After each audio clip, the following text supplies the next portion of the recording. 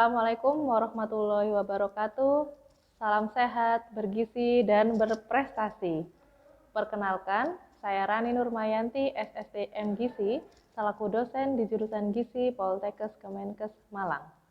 Pada kesempatan ini, izinkan saya untuk menyampaikan mata kuliah yang saya ampu, yaitu Survei Konsumsi Pangan pada program studi Diploma 3 Gizi Poltekkes Kemenkes Malang dengan teknik pengajaran yang meliputi DIA, Delivery, Interaction, dan Assessment. Deskripsi mata kuliah survei konsumsi pangan ini membahas bagaimana cara melaksanakan survei konsumsi pangan baik secara individu ataupun rumah tangga dalam rangka untuk penilaian status gizi. Penyampaian dimulai dari menggali informasi dari masyarakat untuk identifikasi masalah asupan makan, status gizi, serta pengaruh lingkungan dan perilaku terkait gizi. Kemudian, dilakukan pengukuran konsumsi pangan baik secara kualitatif dan kuantitatif. Selain itu, dilakukan penilaian kecukupan gizi dari hasil pengukuran konsumsi makanan pada individu dan keluarga, penilaian kecukupan atau kebutuhan gizi dari hasil pengukuran konsumsi makanan pada individu di rumah sakit, serta persiapan dan pelaksanaan monitoring dan evaluasi asupan gizi atau makan pasien. Capaian pembelajaran mata kuliah ini diharapkan mahasiswa yang pertama mampu menggali informasi dan data dari masyarakat untuk identifikasi masalah asupan makanan, status gizi, serta pengaruh lingkungan dan perilaku terkait gizi. Yang kedua, mampu menilai asupan pangan individu, kelompok, dan masyarakat secara kualitatif dan kuantitatif. Kemudian yang ketiga, mampu mengidentifikasi status gizi dan masalah gizi individu, kelompok, dan masyarakat. Kemudian yang keempat, yaitu mampu menghitung kebutuhan zat gizi dan bahan makanan sesuai kelompok usia, jenis kelamin, aktivitas, status gizi, dan status kesehatan. Yang kelima, mampu melakukan asesmen gizi dan analisis masalah gizi individu, kelompok, dan masyarakat. Dan yang terakhir, yaitu mampu merencanakan monitoring evaluasi gizi, hasil intervensi gizi, dan konseling gizi. Adapun materi pembelajaran yang akan ditempuh oleh mahasiswa selama 14 tatap muka sebagai berikut.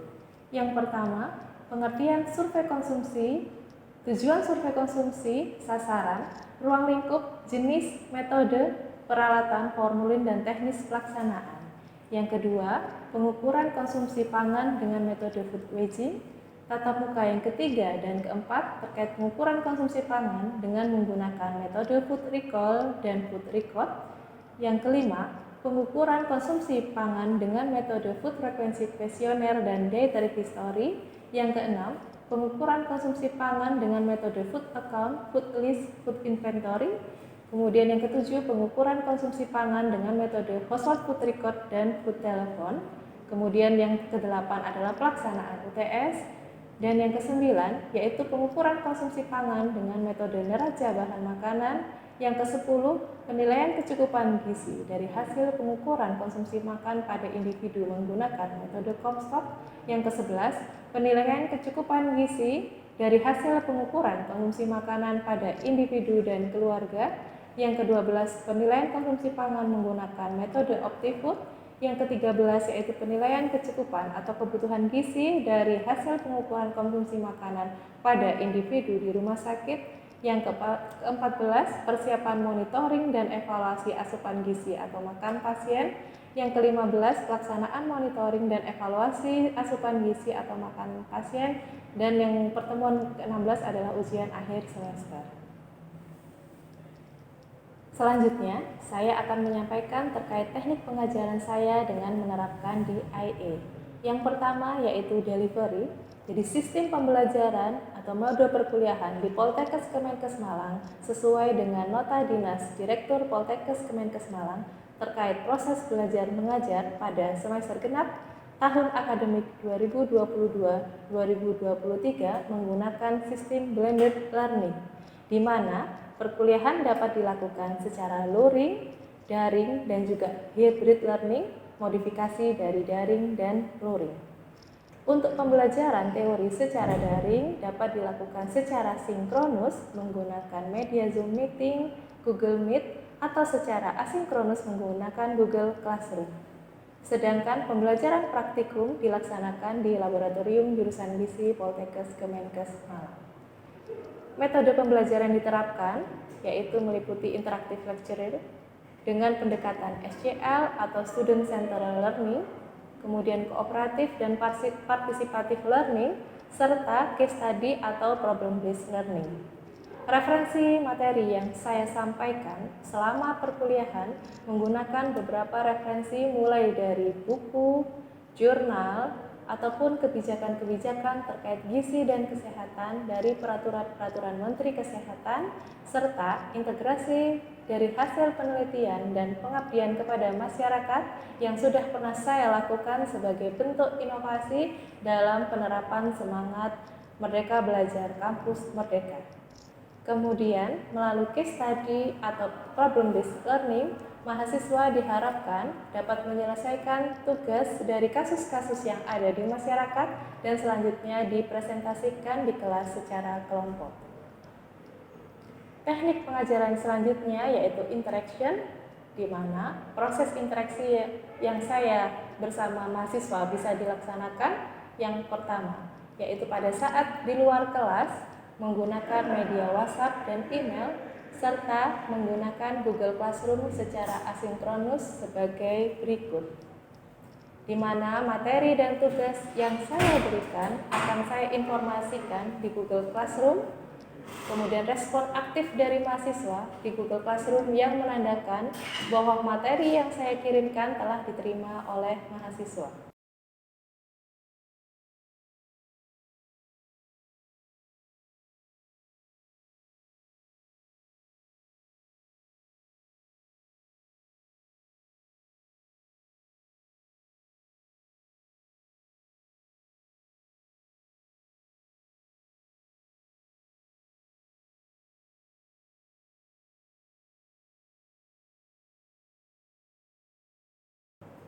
Sedangkan di dalam kelas, pada saat menyampaikan materi dengan komunikasi dua arah melalui diskusi bersama mahasiswa, mahasiswa diberikan kesempatan bertanya terkait topik yang saya sampaikan.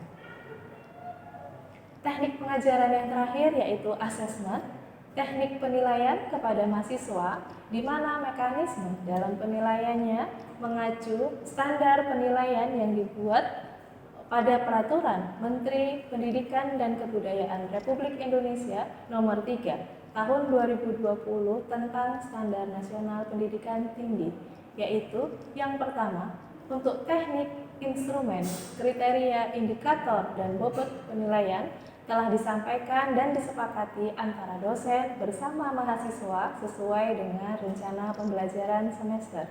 Yang kedua, untuk proses penilaian sesuai dengan prinsip penilaian yang tertuang di dalam RPS.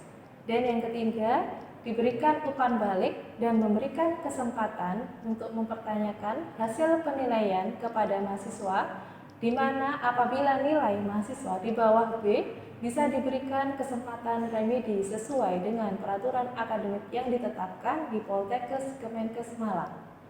Untuk ujian teori dilaksanakan menggunakan computer based test sebagai berikut.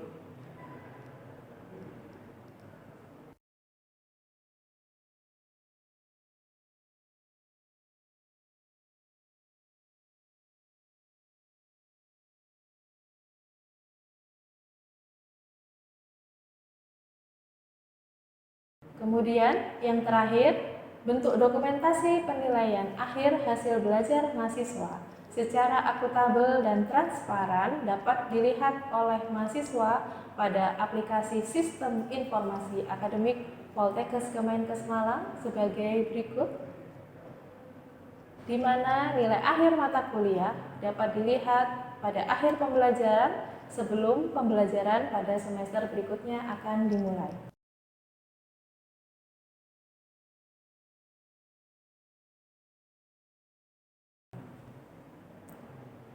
Berikut ini contoh pelaksanaan kegiatan proses belajar mengajar mata kuliah survei konsumsi pangan pada program studi Diploma 3 Gizi yang dilaksanakan secara hybrid learning menggunakan kelas dan media Zoom meeting.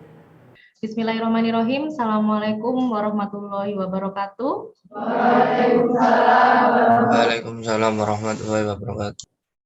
Selamat pagi semuanya. Selamat pagi. Bagaimana kabarnya Anda hari ini? Alhamdulillah sehat, aman, bergizi. Baik, alhamdulillah kita bisa dipertemukan kembali di tatap muka yang ke-10 ya. Jadi yang sebelumnya Bu Rani sudah masuk untuk menyampaikan beberapa materi, dan pada kesempatan pagi hari ini Bu Rani akan melanjutkan penyampaian materi terkait metode Comstock. Bu Rani share screen dulu untuk materinya. Jadi pada kesempatan pagi hari ini Bu Rani akan menyampaikan materi terkait apa itu metode Comstock. Sebelumnya Bu Rani akan menyampaikan terkait untuk berikutnya terkait capaian pembelajaran dari mata kuliah ini. Jadi untuk capaian pembelajaran mata kuliah kita tatap muka yang ke-10 di sini adalah mampu melakukan asesmen gizi dan analisis masalah gizi individu, kelompok, dan juga masyarakat. Dimana kalau kita lihat di bahan kajiannya, nah di sini bahan kajiannya yang sudah tertuang dalam rencana pembelajaran semester yang ada di RPS yang sudah disampaikan di awal ya pembelajaran di sini untuk penilaian kecukupan gizi dari hasil pengukuran konsumsi makanan pada individu termasuk metode Comstock, di mana itu meliputi mulai dari pengertiannya, kemudian tujuan, sasaran, prosedur, alat dan bahan, teknis pelaksanaan, hasil pengukuran, pengolahan hasil, dan penyajian hasil.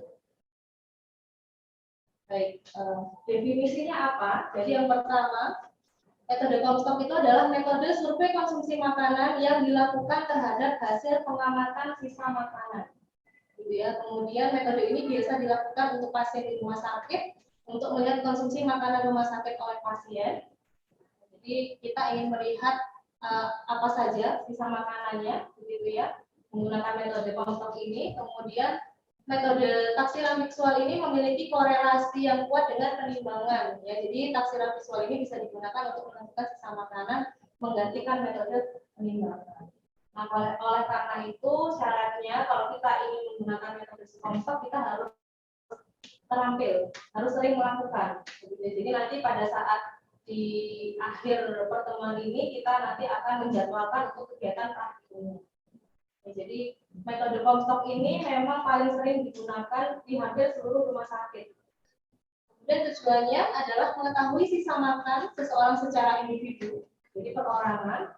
Kemudian mengetahui tingkat konsumsi seseorang dari hasil pengukuran sisa makannya. Jadi memang setelah kita ketahui berapa yang dimakan, kemudian akan tercatat sisa makannya seberapa, maka akan ketahuan kan asupannya berapa. Kemudian kita akan bandingkan dengan kebutuhannya. Setelah itu nanti akan kita ketahui tingkat konsumsinya.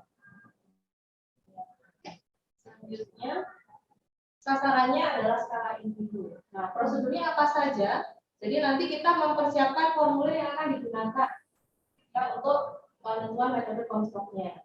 Kemudian melakukan penilaian sisa makan, kemudian kita simpulkan dari hasil pengamatan sisa makan pasien dalam bentuk persentase sisa makan. Jadi nanti ada cara perhitungannya untuk mendapatkan persentase sisa makan pasien. Kemudian untuk alat dan bahan yang digunakan, di sini kita alat tulis ya untuk mengisi, terus kemudian formulirnya, taksiran sisa makannya, kemudian kita juga bisa menggunakan kalkulator. Kemudian yang selanjutnya, nah ini adalah teknis pelaksanaannya. Jadi ini adalah contoh bagian atasnya dari formulir Comstock. Apakah bisa dimodifikasi? Bisa saja. Gitu ya. Jadi kalau kita lihat ada gambarnya seperti ini. Mulai dari kolom yang pertama adalah jenis makanannya, jadi bisa jadi mulai dari makanan pokoknya, kemudian ada lauk hewani, lauk nabati, kemudian sayur-sayuran dan buah-buahan, gitu ya. Bisa juga ditambahkan minuman sesuai dengan kebutuhannya. Kemudian kolom-kolom berikutnya adalah keterangannya. Jadi jika habis dimakan, begitu ya, ini biasanya gambarnya putih gitu ya, dianggapnya kalau yang hitam itu berarti ada isinya gitu ya. Jadi yang ini adalah habis dimakan, kemudian jika dimakan 3/4 seperti ini, kemudian jika dimakan setengah, dimakan 1/4, jika dimakan 1 sendok makan atau utuh. Nah, nanti setelah ada gambar yang di paling atas, kemudian halaman berikutnya di bagian bawah gambar itu ada isiannya. Ya, untuk isiannya itu nanti bisa diisi angkanya, beratnya berapa, atau kita checklist. Nanti di slide berikutnya akan dijelaskan. Kemudian yang paling bawah itu adalah persentase sisanya. Jadi pada saat kita akan mengisi, bedanya dengan metode penimbangan, kalau penimbangan yang kita catat itu kan adalah penimbangan yang dicatat itu adalah sisa makanannya. Tetapi kalau untuk Comstock itu yang kita catat adalah yang dimakan. Jadi jangan sampai kebalik ya. Jadi kalau pada saat penimbangan itu yang dicatat adalah sisanya di formulir penimbangan makanan. Tetapi kalau Comstock itu yang dicatat adalah yang dimakan. Kemudian untuk persentase sisanya sudah ada di bawahnya ini. Selanjutnya, nah ini hasil pengukurannya contohnya ya. Jadi ini pengisian formulirnya. Nanti Ibu Rani juga akan memberikan formulir utuhnya. Gitu. Jadi nanti pada saat Anda praktek kerja lapangan, Anda bisa menggunakan ya formulirnya. Nah ini cara pengisiannya. Jadi contohnya ini misalnya 3 kali makan ya, makan pagi, makan siang, kemudian makan malam. Bisa mengisinya dengan checklist seperti ini, gitu ya. Atau kita menggunakan beratnya 3/4, sisanya 25. Ya. Jadi kalau yang dimakan 3/4, berarti kan dimakannya 75%, maka sisanya adalah 25%. Kalau dimakan setengah, 50%. Nah, jadi kita nanti akan mencatat seperti ini. Bisa di checklist atau kita tulis berapa yang dimakan. Kemudian nanti persentase sisanya sudah ada di bawahnya. Selanjutnya, nah ini contoh penilaiannya ya. Jadi untuk memudahkan kita, apalagi masih baru gitu ya, mahasiswa baru praktek kerja lapangan di rumah sakit, terus kemudian baru pertama kali menilai gitu ya Comstock. Nah untuk mendapatkan data yang akurat, maka nanti seluruh mahasiswa atau mahasiswa yang sedang melakukan penilaian Comstock ini harus datang ke tempat penyelenggaraan makanannya dulu. Jadi harus datang ke ruang penyelenggaraan makanan. Nah, jadi misalnya untuk pengolahan hasilnya. Jadi di sini untuk perhitungan skala Comstock-nya itu kita nanti akan melakukan rekapitulasi per jenis golongannya. Jadi dia masuk makanan pokok, lauk hewani, lauk nabati, sayuran kah atau buah-buahan ataukah minuman. Jadi nanti kita pisahkan. Kenapa? Karena memang kalau kita lihatkan dengan nilai isinya itu juga berbeda-beda ya. Terus ya. Jadi nanti kita akan menghitungnya sesuai dengan berapa dia dapat menunya dalam satu hari. Jadi kalau misalnya dia siklus menunya di hari pertama dia 3 kali makan pagi, makan siang, makan malam, maka nanti pada saat kita merekapitulasi untuk makanan pokok misalnya 3 kali makan, maka sisa makanan pokoknya yang pagi ditambahkan yang siang, kemudian ditambahkan yang malam kalau makan malam, kemudian di total berapa kita bagi 3. Kenapa dibagi 3? Karena memang dia dapat 3 kali makanan utama, kali untuk sumber makanan pokok. Nah kalau misalnya nanti lauk hewaninya, gitu ya, lanjut lagi kita menghitung persentasenya lauk hewaninya dia diberikan 2 kali untuk pembaginya kita bagi 2. Nah setelah itu baru kita nanti akan lakukan kesimpulan selanjutnya. Nah, di sini adalah kesimpulannya. Jadi kalau dari referensi jurnal terkait Comstock itu penentuan sisa makannya itu ada 2. Jadi sisa makan kurang dari 20% dikatakan sisa makan sedikit. Ya, tapi kalau misalnya lebih dari 20% itu sisa makan banyak. Jadi kita nanti menghitungnya masuk kategori yang mana. Nah, nanti kalau ternyata dari hasil pengukurannya, dari menyimpulkan itu ternyata sisa makanannya banyak, Maka nanti ahli gizi yang ada di rumah sakit akan melakukan evaluasi. Kira-kira kenapa kok sisa makanannya banyak? Apakah kira-kira dari menunya yang memang kurang sesuai sehingga tidak disukai? Kemudian yang kedua bisa jadi apakah mungkin dari pasien diri pasiennya sendiri gitu ya. Jadi pasiennya memang karena kondisi sakit sehingga tidak bisa menghabiskan dalam jumlah yang banyak. Jadi seperti itu nanti akan dilakukan evaluasi untuk perbaikan menunya. Selain referensi yang ini juga bisa menggunakan referensi berdasarkan standar pelayanan minimal rumah sakit. Jadi kalau kita lihat di buku pedoman gizi rumah sakit ini juga ada kebijakannya. Jadi untuk indikator standar pelayanan gizi di sini ada 3. Ya, kalau menurut standar pelayanan minimal rumah sakit, yang pertama itu adalah ketepatan waktu pemberian makan kepada pasien. Jadi waktu pemberiannya itu harus 100%. Kemudian sisa makanan yang tidak dihabiskan oleh pasien kurang dari 20%. Jadi kalau yang tadi longsor itu dikatakan sedikit kurang dari 25, kalau yang ini dia menggunakan kurang dari 20%. Jadi mau pakai referensi yang mana silahkan, yang mana saja, asalkan jelas referensinya.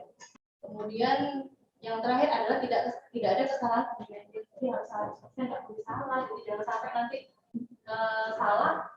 Jadinya seperti apa? Kalau salah pemberian.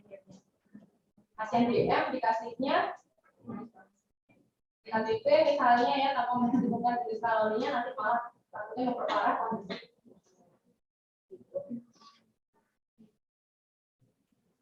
Oke, selanjutnya. Nah, sebelum ke selanjutnya, ya terkait kegiatan praktikum, apakah ada yang ditanyakan? Ya silakan. Namanya siapa? Saya sudah dari pembuangan bertanya kan dari beberapa banyak dari kita Ya. Jadi kalau untuk terima kasih atas pertanyaannya dari Lucina. Jadi kalau untuk itu salah satu ya. Jadi kalau kelebihannya itu kita bisa melakukan dalam jumlah kita bisa melakukan secara cepat, gitu ya, dengan banyak pasien yang akan kita gunakan karena memang kita tidak menggunakan metode penimbangan, tidak membawa peralatan. Nah, kalau misalnya kita terampil, kita bisa datang ke pasiennya, kemudian kita melihat apa saja yang sudah bisa yang dimakan oleh pasien, kemudian nanti kita bisa mencatat berapa sisanya. Itu salah satu kelebihan penggunaan metode konsol. Nah, tetapi untuk kelemahannya, kalau misalnya kita tidak terampil itu tadi, kita tidak terbiasa ya. Nah, karena memang kita secara observasional melihatnya kan ini yang kira-kira yang dimakan seberapa, kemudian ini sisanya gitu ya. Bisa jadi nanti hasilnya kurang akurat. Gitu. Jadi tidak akurat kalau misalnya kita tidak terbiasa. Oleh karena itu memang tadi saran Burani, sebaiknya kita memang melihat dulu seperti apa utuhnya dulu. Kalau memang kita sudah praktek ya, misalnya di lapangan, ada di rumah sakit, kita lihat dulu utuhnya, kemudian kita bisa menaksir seberapa yang dimakan. Atau memang sebelumnya harus berlatih di rumah. Kita bisa melakukan dengan cara menimbang dulu. Karena untuk latihan ya kita timbang dulu. Kalau habis dimakan itu kira-kira sekian. Ya misalnya kemakan setengah gitu ya untuk nasi kira-kira berapa sendok ya, nanti kita bisa menggunakan ukuran makanan seperti itu. Dan nanti data yang kita hasilkan pada saat presentasi sisanya kita bisa mendapatkan data yang betul. Terima kasih atas respon. Kemudian yang selanjutnya kita akan merencanakan untuk kegiatan praktikum. Jadi bisa saya share screen kembali untuk materinya.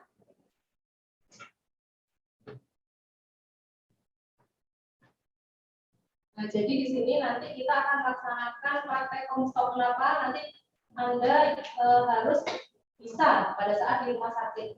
Jadi kesempatannya itu hanya di mata kuliah survei konsumsi pangan saja. Jadi nanti praktek penilaian sisa makannya ini nanti akan kita lakukan di laboratorium jurusan gizi. Kemudian setiap kelasnya nanti akan dibagi menjadi 8 kelompok, ya.